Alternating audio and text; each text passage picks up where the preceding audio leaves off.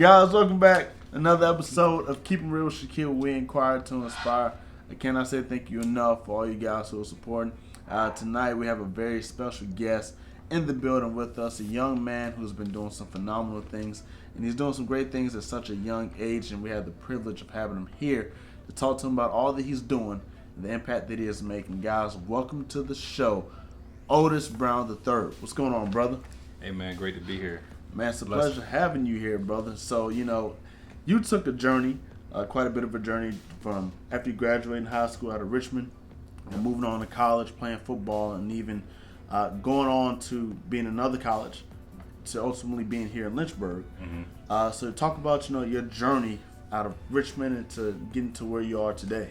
So from Richmond, RVA to 804, two down, VA. Went to Henrico High School. I went to Henrico High School, graduated class of 2015. Upon graduating, I went to a college called UVA Wise, and then for those of you who know my story, I've ventured to 2 Division I schools, played at both of the schools, but took time off to help my mom out with my granddad. He was sick, recovering from he didn't make it, but he was health was slowly draining from a car accident. He wound up, he wound up passing away July 27, 2019. And around that time, I found out that I was accepted into Liberty University. And I chose to go to LU. I said, you know what, I have nothing else left. I said, I need this. And so everybody was supportive, like, hey man, go ahead, be great. I went to Liberty my first week there. Actually, my first day there, moving day, I cried. Like I just broke down crying. Like man, it took a lot for me to just pack up my expedition and just move out there. I just, didn't know a thing about LU. I've been there literally a week before attending the school, just to look things over, and I stayed in this place called The Shoe, Commons 3. Hey, man. So you don't. I spent time there, man, and just, met a great group of guys. They reached out to me, and they could sense something was wrong, and, it was a blessing. I like to say this. You took an expedition in your expedition. Expeditiously. Expeditiously to get to a phenomenal place where you've continued to, like I mentioned, make a lot of impact. It was solid, yep. For you, brother, now here at LU, now talk about, your major and what you plan to accomplish once you graduate and receive your diploma. So originally I started my journey just solely Homeland Security based. I wanted to get in the criminal justice field. Then I had a change of heart with the current events going on. I wound up doing healthcare administration. Managed to complete that. Now I'm back on Homeland Security. One thing I will say is my heart goes towards everybody. First of all, the first responders and everything. I love it. Love to see it. Everybody. They don't give them enough praise, enough credit for what they do day in and day out. My mom's a nurse.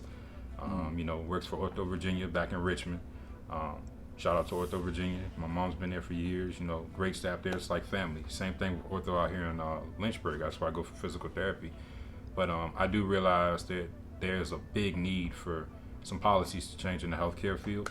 And I said, me at 22, I don't want to have to retire when I'm 80 years old. Because at the rate we're going, they're only boosting the age of retirement. And a lot of people don't live past what they retire at, or get to enjoy it. I don't want to retire at, 70 or 80 years old. I want to have that set up to, if you work hard all your life, I feel like you should at least enjoy a great portion of what you do. Let that work for you, Absolutely, man. You have some phenomenal points.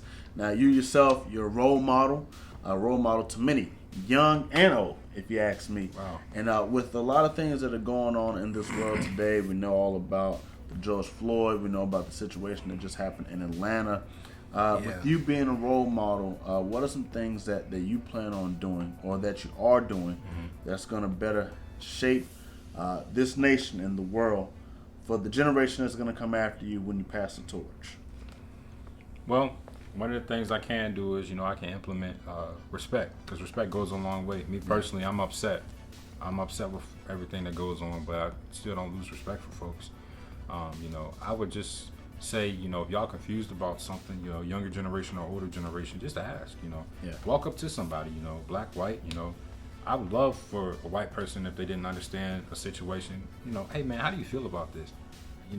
That's how you solve things. It's never about. It shouldn't be about, politics. Democrat or Republic. Say I'm on fire. I wouldn't care who puts me out. Yeah.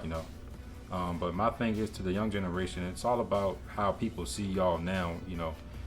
If you want to make things easier for me or for you, it starts by friends who sag their pants. Tell them to pull their pants up. People being disrespectful on social media, flashing money and weapons and stuff like that. So I'm gonna cut it out, man. I mean that's not gonna get us anywhere as people. Yeah. If you want people to take you seriously, you have to start there. Me just saying this, on YouTube, that's a wide audience, but still that's pretty much where it starts. Don't think everything you see in a rap video is life. That's not life. That's actually gonna set you back. These people get paid millions of dollars to act the way they act, and because they get these millions of dollars, and the record labels know what they're doing. I mean, these folks are the same people who have you all, the younger audience, at their fingertips.